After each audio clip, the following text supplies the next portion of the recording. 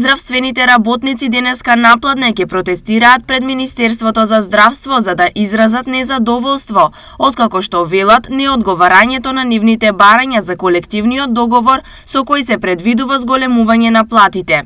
И вработените во Министерството за култура, Управата за културно наследство и на Агенцијата за филм денеска по пети пат ќе го искажат незадоволството од своите месечни примања и ќе го повторат барањето за зголемување на платите по примерот на Министерството за финансии.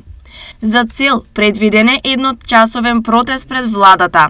Барањата на здравствените работници се однесуваат на анекс на колективниот договор со кој се предвидува зголемување на месечните примања за 2 до 3 илјади денари за лекарите, односно за медицинските сестри и другиот среден кадар, кои со покачувањето на минималната плата се изедначија со хигиеничарите.